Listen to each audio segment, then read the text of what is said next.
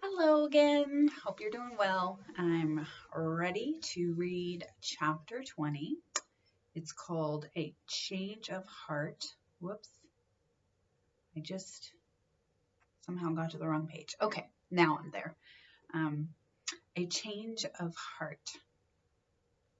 That niece of yours is the most remarkable girl I have seen in years, said Mr. Birch when the door closed. She seems to be turning out smart enough lately, but she's considerable heedless, answered Miranda, and most too lively. We, rust, we must remember that it is deficient, not excessive vitality that makes the greatest trouble in this world, returned Mr. Birch. She'd make a wonderful missionary, said Mrs. Birch, with her voice and her magnetism and her gift of language. If I was to say which of the two she was best adapted for, I'd say she'd make a better heathen, remarked Miranda curtly. My sister don't believe in flattering children, hastily interpolated Jane, glancing towards Mrs. Birch, who seemed somewhat shocked and was about to open her lips to ask if Rebecca was not a professor. Mrs. Oh, my nose itches. Mrs. Cobb had been looking for this question all the evening and dreading some allusion to her favorite as gifted in prayer. She had taken an instantaneous and illogical like to the Reverend Mr. Birch in the afternoon because he called upon Rebecca to lead. She had seen the pallor creep into the girl's face, the hunted look in her eyes, and the trembling of the lashes in her cheeks, and realized the ordeal through which she was passing. Her prejudice against the minister had relaxed under his genial talk and presence, but feeling that Mrs. Birch was about to tread on dangerous ground, she hastily asked her if one had to change cars many times going from Riverboro to Syria. She felt that it was not a particularly appropriate question, but it served her turn. Deacon Milliken, meantime, said to Miss Sawyer, Mirandy, do you know who Rebecca reminds me of? I can guess pretty well, she replied. Then you've noticed it too. I thought at first she favored her father so on the outside that she was the same all through, but she ain't. She's like your father, Israel Sawyer. I don't see how you make that out, said Miranda, thoroughly astonished. It struck me this afternoon when she got up to give your invitation in meetin'. It was kind of curious, but she sat in the same seat he used to when he was leader of the Sabbath school. You know his old way of holding his chin up and throwing his head back a little when he got up to say something? Well, she done the very same thing. There was more'n one spoke of it. The callers left before 9, and at that hour, an impossibly dissipated one for the brick house, the family retired for the night. As Rebecca carried Mrs. Birch's candle upstairs and found herself thus alone with her for a minute, she said shyly, Will you please tell Mr. Birch that I'm not a member of the church? I didn't know what to do when he asked me to pray this afternoon. I hadn't the courage to say I had never done it out loud and didn't know how. I couldn't think and I was so frightened. I wanted to sink into the floor. It seemed bold and wicked for me to pray before all those old church members and make believe I was better than I really was. But then again, wouldn't God think I was wicked not to be willing to pray when a minister asked me to? The candlelight fell on Rebecca's flushed, sensitive face. Mrs. Birch bent and kissed her good night. Don't be troubled, she said. I'll tell Mr. Birch, and I guess God will understand. Rebecca waked before 6 the next morning, so full of the household cares that sleep was impossible. She went to the window and looked out. It was still dark and a blustering, boisterous day. Aunt Jane told me she should get up at 6:30 and have breakfast at 7:30, she thought. But I dare say they are both sick with their colds, and Aunt Miranda will be fidgety with so many in the house. I believe I'll creep down and start things for a surprise. She put on a wadded wrapper and slippers and stole quietly down the tabooed front stairs, carefully closed the kitchen door behind her so that no noise should waken the rest of the household, busied herself for an hour with the early morning routine she knew so well, and then went back to her room to dress before calling the children. Contrary to expectation, Miss Jane, who the evening before felt better than Miranda, grew worse in the night and was wholly unable to leave her bed in the morning.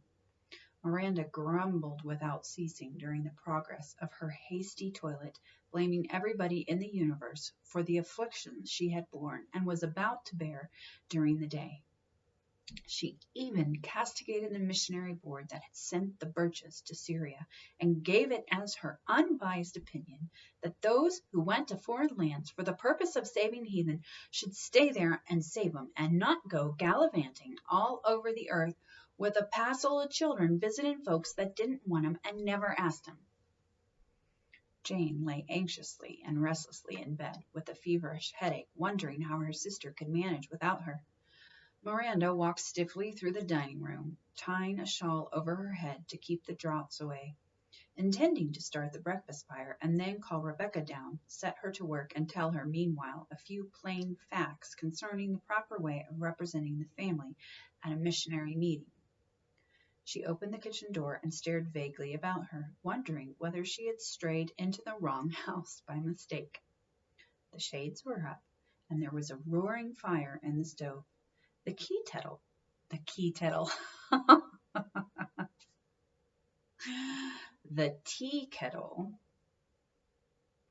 was singing and bumbling. Oh my goodness, I'm bumbling. The tea kettle was singing and bubbling as it sent out a cloud of steam and pushed over its capacious nose with a half sheet of notepaper with "Compliments of Rebecca" scrawled on it. The coffee pot was scalding, the coffee was measured out in a bowl, and broken eggshells for the settling process were standing near. The cold potatoes and corned beef were in the wooden tray, and regards of Rebecca stuck on the chopping knife. The brown loaf was out, the white loaf was out, the toast rack was out, the doughnuts were out, the milk was skimmed, the butter had been brought from the dairy. Miranda removed her shawl from her head and sank into the kitchen rocker, exclaiming under her breath, "She is the beatenest child, I declare she's all Sawyer." The day and the evening passed off with credit and honor to everybody concerned, even to Jane, who had the discretion to recover instead of growing worse and acting as a damper to the general enjoyment. The Birches left with lively regrets, and the little missionaries, bathed in tears, swore eternal friendship with Rebecca, who pressed into their hands as parting a poem composed before breakfast. To Mary and Martha Birch. Born under Syrian skies, 'neath hotter suns than ours, the children grew and bloomed like little tropic flowers.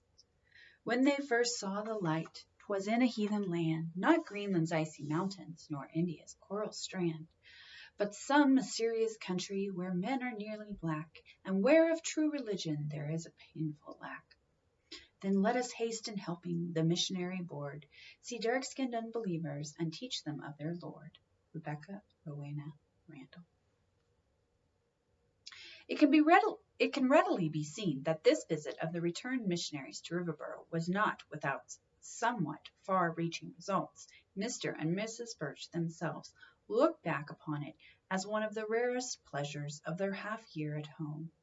The neighborhood extracted considerable eager conversation from it, argument, rebuttal, suspicion, certainty, retrospect, and prophecy. Deacon Milliken gave $10 towards the conversion of Syria to Congregationalism, and Mrs. Milliken had a spell of sickness over her husband's rash generosity. You can tell that this is not a current day book by kind of the language and the ideology of the people here, huh? It would be pleasant to state that Miranda Sawyer was an entirely changed woman afterwards, but that is not the fact. The tree that has been getting a twist for 20 years cannot be straightened in the twinkling of an eye. It is certain, however, that although the difference to the outward eye was very small, it nevertheless existed, and she was less censorious in her treatment of Rebecca, less harsh in her judgments, more hopeful of final salvation for her. This had come about largely from her sudden vision that Rebecca, after all, inherited something from the Sawyer side of the house, instead of belonging mind, body, and soul to the despised Randall stock. Everything that was interesting in Rebecca, and every evidence of power, capability, or talent afterwards displayed by her, Miranda ascribed to the brick house training, and this gave her a feeling of honest pride, the pride of a master workman who has built success out of the most unpromising material, but never to the very end, even when the waning of her bodily strength relaxed her iron grip and weakened her power of repression. Never once did she show that pride or make a single demonstration of affection. Poor, misplaced, belittled Lorenzo de Medici Randall, thought ridiculous and good for naught by his associates because he resembled them in nothing. If Riverboro could have been suddenly emptied into a larger community with different and more flexible opinions, he was perhaps the only personage in the entire population who would have attracted the smallest attention. It was fortunate for his daughter that she had been dowered with a little practical ability from her mother's family. But if Lorenzo had never done anything else in the world, he might have glorified himself that he had prevented Rebecca from being all Sawyer. Failure as he was, complete and entire, he had generously handed down to her all that was best in himself, and prudently retained all that was unworthy. Few fathers are capable of such delicate discrimination. The brick house did not speedily become a sort of wayside inn, a place of innocent revelry and joyous welcome, but the missionary company was an entering wedge, and Miranda allowed one spare bed to be made up in case anything should happen, while the crystal glasses were kept on the second from the top, instead of the top shelf in the china closet. Rebecca had had to stand on a chair to reach them. Now she could do it by stretching, and this is symbolic of the way in which she unconsciously scaled the walls of Miss Miranda's dogmatism and prejudice. Miranda went so far as to say that she wouldn't mind if the Birches came every once in a while, but she was afraid he'd spread abroad the fact of his visit, and missionaries' families would be underfoot the whole continual time. As a case in point, she gracefully cited the fact that if a tramp got a good meal at anybody's back door, 'twas said that he'd leave some kind of sign so that all other tramps would know where they were likely to receive the same treatment. It is to be feared that there is some truth in this homely illustration, and Miss Miranda's dread as to her future responsibilities had some foundation, though not of the precise sort she had in mind.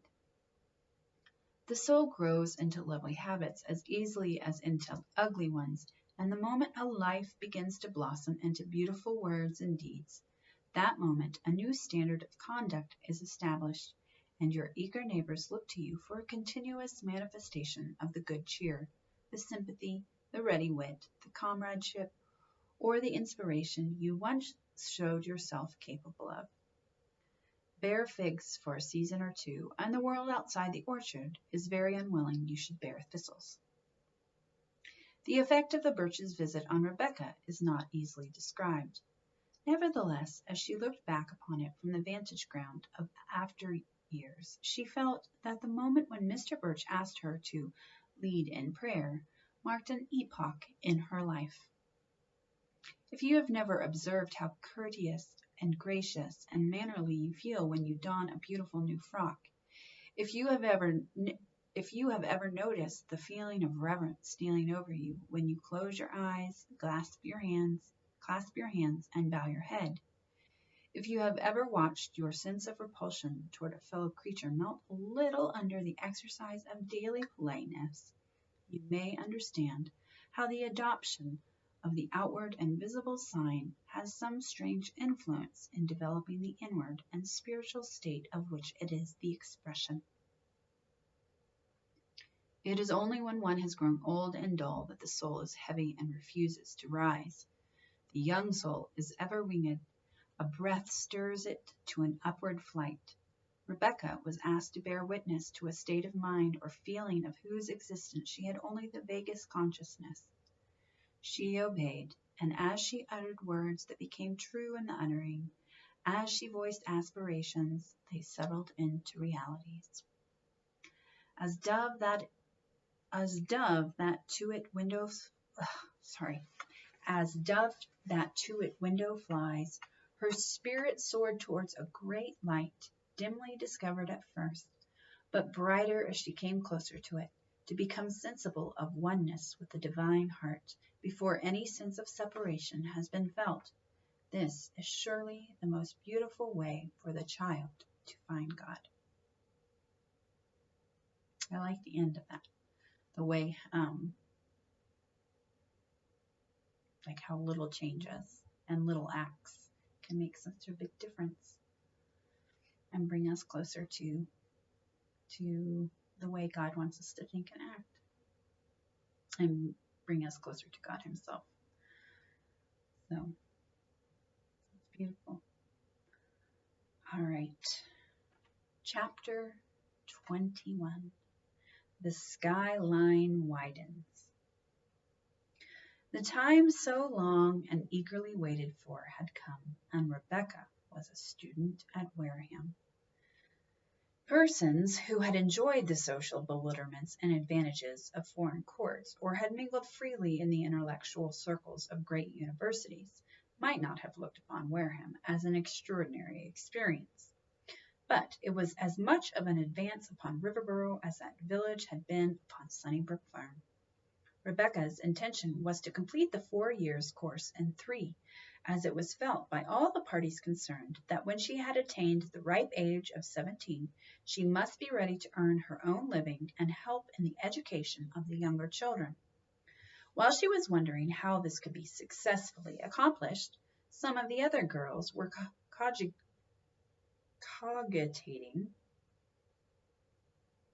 as to how they could meander through the 4 years and come out at the end knowing no more than at the beginning.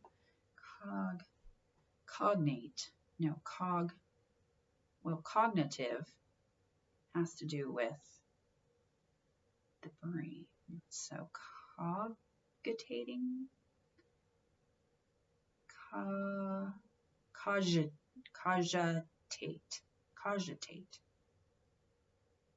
cogitating.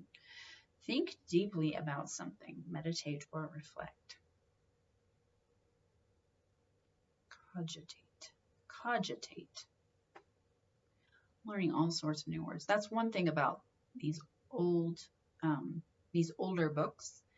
They have they seem to have a bigger, a wider, an older vocabulary. So I'm learning all sorts of words, but it doesn't make it harder for me to read because I'm not always familiar with them and how to say them. So I have to use the pronunciation guide in the dictionary. All right. But it's good because I can practice like guessing what a word means, and then I'm right or I'm wrong. Wah, wah, and I'll try again next time. Okay. Anywho. All right, so she's going off to Wareham. Sounds like a high school. Rebecca was to go to and fro on the cars daily from September to Christmas, and then board in Wareham during the 3 coldest months. Emma Jane's parents had always thought that a year or 2 in the Edgewood High School, 3 miles from Riverboro, would serve every purpose for their daughter and send her into the world as fine an intellectual polis as she could well sustain. Emma Jane had hitherto heartily concurred in this opinion, for if there was any one thing that she detested, it was the learning of lessons. One book was as bad as another in her eyes, and she could have seen the libraries of the world sinking into ocean depths and have eaten her dinner cheerfully the while. But matters assumed a different complexion when she was sent to Edgewood, and Rebecca to Wareham. She bore it for a week, 7 endless days of absence from the beloved object whom she could see only in the evenings when both were busy with their lessons. Sunday offered an opportunity to put the matter before her father, who proved obdurate. I'm guessing that's similar to obstinate. Let's see here. Yep, stubbornly refusing to change one's opinion or course of action. Yes, I was right. Okay. He didn't believe in education and thought she had full enough already. He never intended to keep up blacksmithing for good when he leased his farm and came into Riverboro, but proposed to go back to it presently, and by that time Emma Jane would have finished school and would be ready to help her mother with the dairy work. Another week passed. Emma Jane pined visibly and audibly. Her color faded, and her appetite at the table dwindled almost to nothing. Her mother alluded plaintively to the fact that the Perkinses had a habit of going into declines, that she'd always feared that Emma Jane's complexion was too beautiful to be healthy, that some men would be proud of having an ambitious daughter and be glad to give her the best advantages, that she feared the daily journeys to Edgewood were going to be too much for her own health, and Mr. Perkins would have to hire a boy to drive Emma Jane, and finally, that when a girl had such a passion for learning as Emma Jane, it seemed almost like wickedness to cross her will. Mr. Perkins bore this for several days, until his temper, digestion, and appetite were all sensibly affected. Then he bowed his head to the inevitable, and Emma Jane flew like a captive set free to the loved one's bower. Neither did her courage flag, although it was put to terrific tests when she entered the academic groves of Wareham. She passed in only 2 subjects, but went cheerfully into the preparatory department with her 5 conditions, intending to let the stream of education play gently over her mental surfaces and not get any wetter than she could help. It is not possible to blink the truth that Emma Jane was dull. But a dogged, unswerving loyalty and the gift of devoted, unselfish loving, these, after all, are talents of a sort, and may possibly be of as much value in the world as a sense of numbers or a faculty for languages. Wareham was a pretty village with a broad main street shaded by great maples and elms. It had an apothecary, a blacksmith, a plumber, several shops of one sort and another, 2 churches, and many boarding houses, but all its interests gathered about its seminary and its academy. These seats of learning were neither better nor worse than others of their kind, but differed much in efficiency, according as the principal who chanced to be at the head was a man of power and inspiration, or the reverse. There were boys and girls gathered from all parts of the county and state, and they were of every kind and degree as to birth, position in the world, wealth, or poverty. There was an opportunity for a deal of foolish and imprudent behavior, but on the whole, surprisingly little advantage was taken of it. Among the 3rd and 4th year students, there was a certain amount of going to and from the trains in couples, some carrying of heavy books up the hill by the sterner sex for their feminine schoolmates, and occasional bursts of silliness on the part of heedless and precocious girls, among whom was Huldah Meserve. She was friendly enough with Emma Jane and Rebecca, but grew less and less intimate as time went on. She was extremely pretty, with a profusion of auburn hair and a few very tiny freckles, to which she constantly alluded, as no one could possibly detect them without noting her porcelain skin and her curling lashes. She had merry eyes, a somewhat too plump figure for her years, and was popularly supposed to have a fascinating way with her. Riverboro being poorly furnished with beaux, she intended to have as good a time during her 4 years at Wareham as circumstances would permit. Her idea of pleasure was an ever-changing circle of admirers to fetch and carry for her, the more publicly the better, incessant chaff and laughter and vivacious conversation made eloquent and effective by arch looks and telling glances. She had a habit of confiding her conquests to less fortunate girls, and bewailing the incessant havoc and damage she was doing, a damage she avowed herself as innocent of and intention as any newborn lamb. It does not take much of this sort of thing to wreck an ordinary friendship. So before long, Rebecca and Emma Jane sat in one end of the railway station in going to and from Riverboro, and Huldah occupied the other with her court. Sometimes this was brilliant beyond words, including a certain youthful Monte Cristo, who on Fridays expended 30 cents on a round-trip ticket and traveled from Wareham to Riverboro merely to be near Huldah. Sometimes, too, the circle was reduced to the popcorn and peanut boy of the train, who seemed to serve every purpose in default of better game. Rebecca was in the normally unconscious state that belonged to her years. Boys were good comrades, but no more. She liked reciting in the same class with them. Everything seemed to move better, but from vulgar and precocious flirtations she was protected by her ideals. There was little in the lad she had met thus far to awaken her fancy, for it habitually fed on better meat. Huldah's schoolgirl romances, with their wealth of commonplace detail, were not the stuff her dreams were made of, when dreams did flutter across the sensitive plate of her mind. Among the teachers at Wareham was one who influenced Rebecca profoundly, Miss Emily Maxwell, with whom she studied English literature and composition.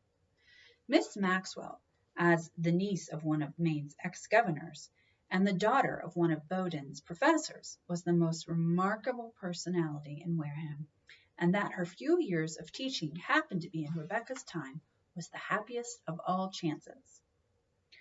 There was no indecision or delay in the establishment of the relations. Rebecca's heart flew like an arrow to its mark, and her mind, meeting its superior, settled at once into an abiding attitude of respectful homage. It was rumored that Miss Maxwell wrote, which word, when uttered in a certain tone, was understood to mean that not a person had command of penmanship.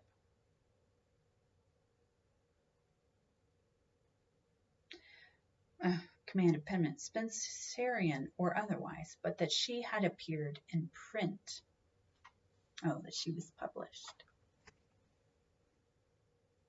"You'll like her, she writes," whispered Huldah to Rebecca the first morning at prayers, where the faculty sat in an imposing row on the front seat. "She writes, and I call her stuck up." Nobody seemed possessed of exact information with which to satisfy the hungry mind, but there was believed to be at least one person in existence who had seen with his own eyes an essay by Miss Maxwell in a magazine. This height of achievement made Rebecca somewhat shy of her, but she looked her admiration, something that most of the class could never do with the unsatisfactory organs of vision given them by Mother Nature. Miss Maxwell's glance was always meeting a pair of eager dark eyes when she said anything particularly good, and she looked for approval to the corner of the second bench, where every shade of feeling she wished to evoke was reflected on a certain sensitive young face. One day, when the first essay of the class was under discussion, she asked each new pupil to bring her some composition written during the year before, that she might judge the work and know precisely with what material she had to deal. Rebecca lingered after the others and approached the desk shyly. "I haven't any compositions here, Miss Maxwell, but I can find one when I go home on Friday. They are packed away in a box in the attic." "Carefully tied with pink and blue ribbons?" asked Miss Maxwell with a whimsical smile. "No," answered Rebecca, shaking her head decidedly. "I wanted to use ribbons, because all the other girls did, and they looked so pretty, but I used to tie my essays with twine strings on purpose, and the one on solitude I fastened with an old shoelacing just to show it what I thought of it." "Solitude," laughed Miss Maxwell, raising her eyebrows. "Did you choose your own subject?" "No, Miss Dearborn thought we were not old enough to find good ones." "What were some of the others?" "Fireside Reveries, Grant as a Soldier, Reflections on the Life of P.T. Barnum, Buried Cities. I can't remember any more now. They were all bad, and I can't bear to show them. I can write poetry easier and better, Miss Maxwell." "Poetry!" she exclaimed. "Did Miss Dearborn require you to do it?" Oh no, I always did it, even at the farm. Shall I bring all I have? It isn't much. Rebecca took the blank book in which she kept copies of her effusions and left it at Miss Maxwell's door, hoping that she might be asked in and thus obtain a private interview. But a servant answered her ring, and she could only walk away disappointed. A few days afterwards, she saw the black-covered book on Miss Maxwell's desk and knew that the dreaded moment of criticism had come. So she was not surprised to be asked to remain after class. The room was quiet. The red leaves rustled in the breeze and flew in at the open window, bearing the first compliments of the season. Miss Maxwell came and sat by Rebecca's side on the bench. "Did you think these verses were good?" she asked, giving her the verses. "Not so very," confessed Rebecca, "but it's hard to tell all by yourself. The Perkinses and the Cobbs always said they were wonderful, but when Mrs. Cobb told me she thought they were better than Mr. Longfellow's, I was worried because I knew that couldn't be true." This ingenuous remark confirmed Miss Maxwell's opinion of Rebecca as a girl who could hear the truth and profit by it. "Well, my child," she said smilingly, "your friends were wrong and you were right. Judged by the proper tests, they are pretty bad." Oh gosh. Oh, I can't imagine that. Can you imagine that? But I guess if she's saying it with the intention of helping, that's good. "Then I must give up all hope of ever being a writer," sighed Rebecca, who was tasting the bitterness of hemlock and wondering if she could keep the tears back until the interview was over. "Don't go so fast," interrupted Miss Maxwell. "Though they don't amount to anything as poetry, they show a good deal of promise in certain directions. You almost never make a mistake in rhyme or meter, and this shows you have a natural sense of what is right, a sense of form, poets would call it. When you grow older, have a little more experience, in fact, when you have something to say, I think you may write very good verses. Poetry needs knowledge and vision, experience and imagination, Rebecca. You have not the first three yet, but I rather think you have a touch of the last." "Must I never try any more poetry, not even to amuse myself?" "Certainly you may. It will only help you to write better prose. Now, for the first composition, I'm going to ask all the new students to write a letter giving some description of the town and a hint of the school life." "Shall I have to be myself?" asked Rebecca. "What do you mean?" "A letter from Rebecca Randall to her sister Hannah at Sunnybrook Farm, or to Aunt Jane at the brick house. Riverboro is so dull and stupid. If it is a real letter, but I could make believe I was a different girl altogether and write to somebody who would be sure to understand everything I said. I could make it nicer." "Very well. I think that's a delightful plan," said Miss Maxwell. "And whom will you suppose yourself to be?" "I like heiresses very much," replied Rebecca contemplatively. "Of course, I never saw one, but interesting things are always happening to heiresses, especially to the golden-haired kind. My heiress would be vain and haughty like the wicked sisters in Cinderella. My heiress wouldn't be vain and haughty like the wicked sisters in Cinderella. She would be noble and generous. She would give up a grand school in Boston because she wanted to come here where her father lived when he was a boy, long before he made his fortune. The father is dead now, and she has a guardian, the best and kindest in the world. He is rather old, of course, and sometimes very quiet and grave, but sometimes, when he is happy, he is full of fun, and then Evelyn is not afraid of him. Yes, the girl shall be called Evelyn Abercrombie, and her guardian's name shall be Mr. Adam Ladd." "Do you know Mr. Ladd?" asked Miss Maxwell in surprise. "Yes, he's my very best friend," cried Rebecca delightedly. "Do you know him too?" "Oh, yes, he is a trustee of these schools, you know, and often comes here. But if I let you suppose any more, you will tell me your whole letter, and then I shall lose a pleasant surprise." What Rebecca thought of Miss Maxwell we already know. How the teacher regarded the pupil may be gathered from the following letter written 2 or 3 months later. Wareham, December 1st. My dear Father, as you well know, I have not always been an enthusiast on the subject of teaching. The task of cramming knowledge into these self-sufficient, inefficient youngsters of both sexes discourages me at times. The more stupid they are, the less they are aware of it. If my department were geography or mathematics, I believe I should feel that I was accomplishing something, for in these branches application and industry work wonders. But in English literature and composition, one yearns for brains, for appreciation, for imagination. Month after month, I toil on, opening oyster after oyster, but seldom finding a pearl. Fancy my joy this term when, without any violent effort at shell splitting, I came upon a rare pearl, a black one, but of satin skin and beautiful luster. Her name is Rebecca, and she looks not unlike Rebecca at the well in her family Bible. Her hair and eyes being so dark as to suggest a strain of Italian or Spanish blood. She is nobody in particular. Man has done nothing for her. She has no family to speak of, no money, no education worthy the name, has had no advantages of any sort. But Dame Nature flung herself into the breach and said, "This child I to myself will take. She shall be mine, and I will make a lady of my own." Blessed Wordsworth, how he makes us understand, and the pearl never heard of him until now. Think of reading Lucy to a class, and when you finish, seeing a 14-year-old pair of lips quivering with delight and a pair of eyes brimming with comprehending tears.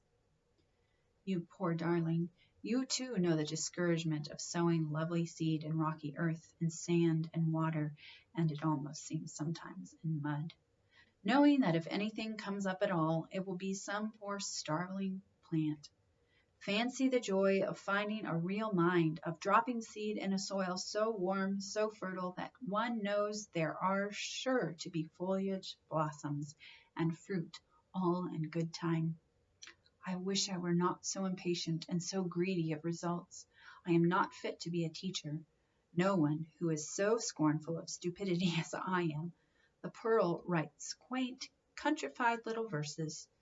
Doggerel they are, but somehow or other she always contrives to put in one line, one thought, one image that shows you she is, quite unconsciously to herself, in possession of the secret. Goodbye. I'll bring Rebecca home with me some Friday and let you and Mother see her for yourselves. Your affectionate daughter, Emily. And that is the end of that chapter. The next chapter is called Clover Blossoms and Sunflowers. So we'll see what happens next time. Have a great night, day, morning, whatever. Bye.